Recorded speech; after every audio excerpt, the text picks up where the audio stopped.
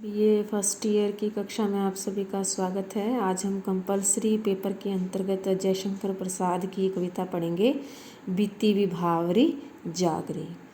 जयशंकर प्रसाद ने इस कविता के अंदर प्रकृति का मानवीकरण रूप चित्रित किया है। इसमें प्रकृति को एक नायिका का रूप दिया है। अंबर पनघट में डुबो रही तारा घट उषा नागरी। इसमें एक सखी कहती है कि हे सखी उठ जा, रात बीत चुकी है।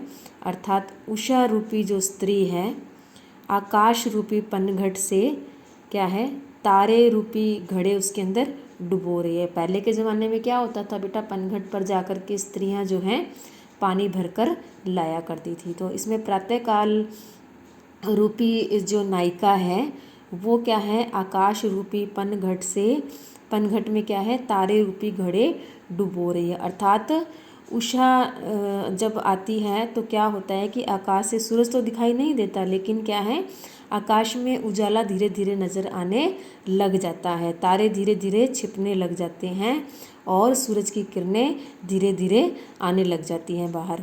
तो उस तरह से इसमें बताया गया है कि हे सखी प्रातःकाल हो चुकी है, रात बीत चुकी है, अब तुम उठ जाओ।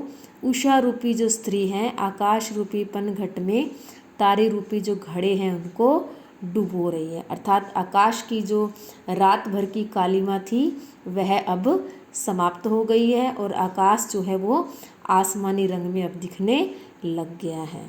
अब आगे उषा जब होती है अर्थात सुबह जब होती है तो क्या क्या होता है उसके बारे में आगे पंक्ति में बताया है।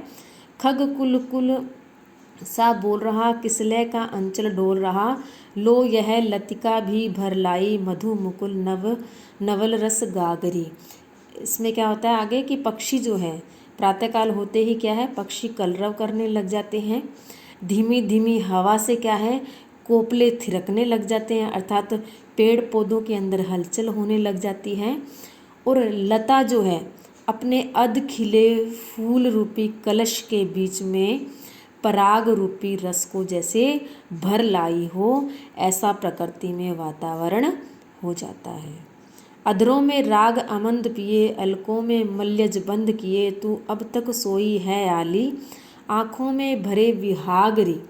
आगे कह रहा है कि सारा संसार जो है प्रातःकाल होते ही अपनी क्रियाकलापों में लग जाते हैं, लेकिन हे नायिका, हे सखी, तू अभी तक सोई है, अपने अधरों पर, अपने होठों पर राग लिए हुए, केशों में सुगंधित वायु समेटे हुए और आँखों में रात की भरी हुई खुमारी लिए तू अब तक सोई हुई है। अर्थात अब सुबह हो गई है, अब तू उठ जा।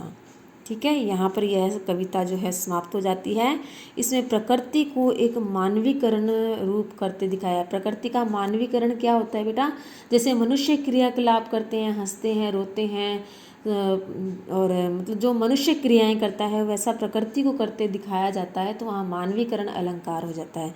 जैसे यहाँ पर प्रकृति को या प्रातःकाल की किरण को क्या है, एक नायिका का रूप दिया है और उसे स्त्री के रूप में पनघट पर पानी भरते हुए दिखाया गया है, कैसे वो घड़ों को डुबोती है पानी में। वैसे ही आकाश के अंदर से सूर्य की पहली किरण जो निकल रही है वह क्या है, अंबर से पनघट रूपी जो तारे हैं उनको पनघट में डुबो रही है। तो यहाँ पर इसका प्रकृति का मानवीकरण रूप दिखाया गया है।